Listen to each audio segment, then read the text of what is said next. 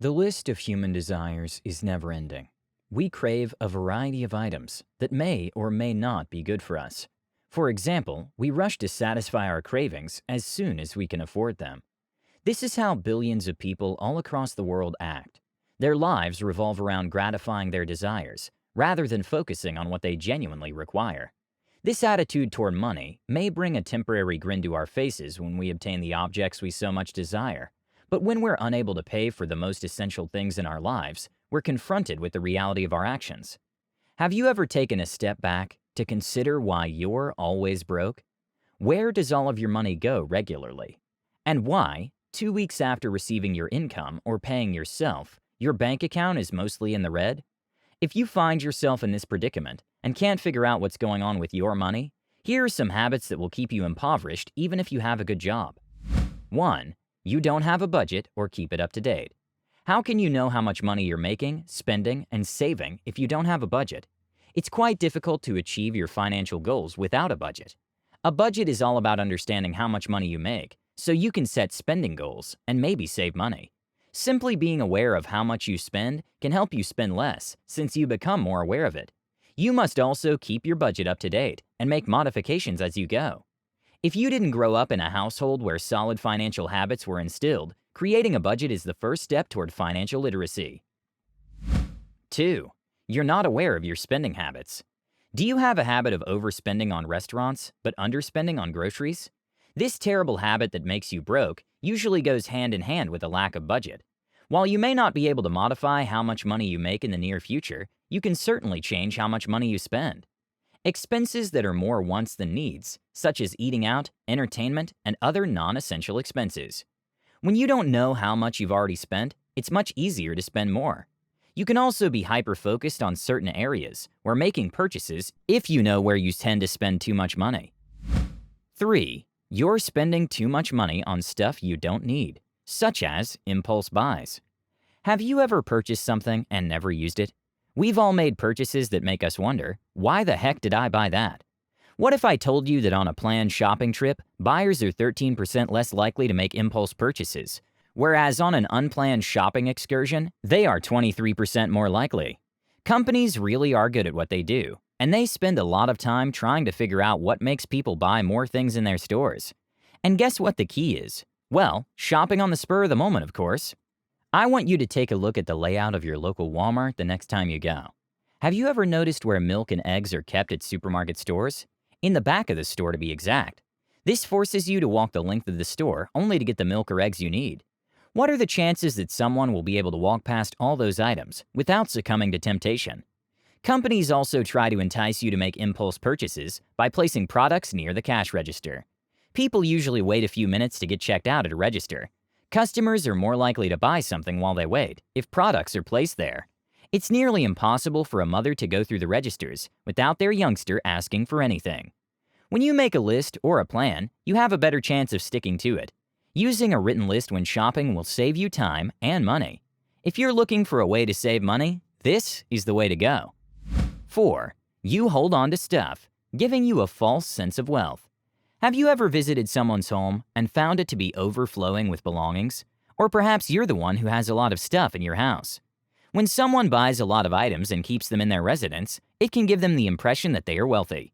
Owning 2 cars, a tool-filled garage, a boat, snowboards, bicycles, and decorations galore. This is something that can go on for a long time, and if you do this, you may believe you're wealthier than you are. You have the delusion that because you bought everything, you must be financially secure. If you believe that having a lot of stuff shows you're affluent, buying goods is one of the habits that will keep you broke. Your wealth is determined only by the amount of money you have in investments and assets. 5. Buying cheap or quantity instead of quality. Have you ever purchased something just to have it break and force you to replace it? This is something we've done before. Rather than spending more on anything, we opt for the less expensive option. However, it eventually breaks, necessitating the purchase of a new one. Sunglasses are a good example. You purchase a low-cost pair and drop them, promptly breaking them. It's time to go out and get another pair of cheap shoes. What if you've only got one great pair and it lasts longer than all of your cheap ones? In the long run, you'll probably be better off investing in high-quality things, including food. You're also more inclined to look after more valuable objects. What does it matter what happens to your $25 sunglasses? But what about the lovely pair of $150 shoes? You may end up paying more money in the long term if you buy cheap. It's the same with quantity. Why spend the same amount on 5 quality t-shirts when we can get 20 for the same price? However, you'll most likely only wear 5 shirts, and those 5 shirts may even outlast the 20. 6. You don't have long-term goals, or your goals are vague. This is most likely more prevalent among younger individuals, but it happened to us as well. Either you don't have any goals at all, or your goals are imprecise. If you don't have any financial ambitions, you're more likely to be careless with your money. You have no motive to spend less or save more if you don't have any ambitions. What about goals that aren't specific? One day you'd like to retire. That's great. What steps do you need to take in order to retire? You'd like to get rid of your debt. That's great. What steps do you need to take to get out of debt? Hopes and dreams are not goals. It all comes down to conducting some research and defining clear goals. You're more likely to spend your money on things that aren't beneficial in the long run if you have no aims or have ambiguous goals in either scenario. It's a lot simpler to tell yourself, I'm not going to buy that because I need to put this money towards my debt, when you have precise, targeted goals. Specific objectives give you a purpose to think about how you spend your money. 7. You're not investing extra money. Do you have a savings account with a low interest rate? If so, what's the reasoning behind it? If you don't need the money right away, you should put it into assets that will provide you with a better return. Banks strive to keep your deposits, cash, for as little money as possible. It is the means by which they can earn money. As a result, avoid keeping your money in cash or a savings account.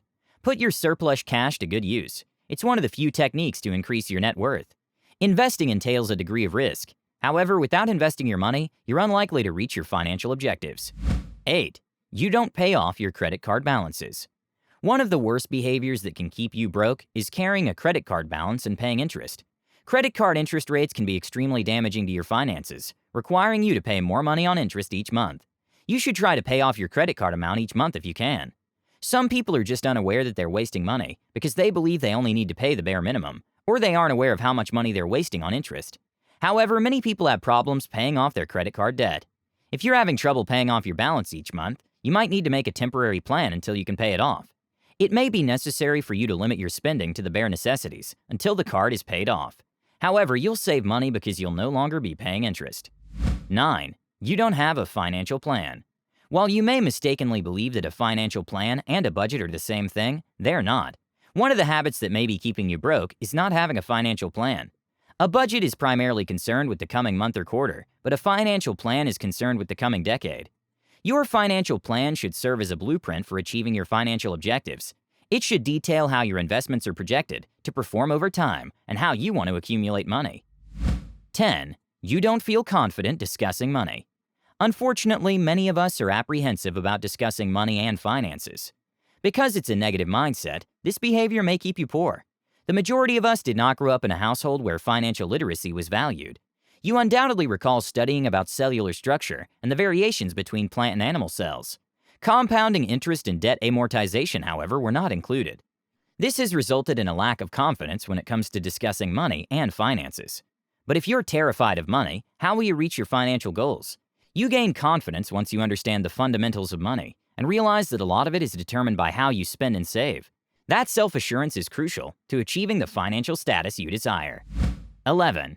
Increasing your expenditure as your income increases. When most individuals start earning more money, they typically upgrade their housing, get a nicer automobile, purchase more costly clothing, take more holidays, and enroll their children in more expensive schools, among other things. While increasing your level of living as your income rises is a good thing, exaggerating it may leave you with little more than what you had before. If you ever want to get out of the rat race and onto the fast track, you'll need to improve your saving and investing habits. This means that if your salary rises, you'll be able to improve your standard of living by a fraction and have more money saved aside. 12. You don't value your time. This was the last one we wanted to do.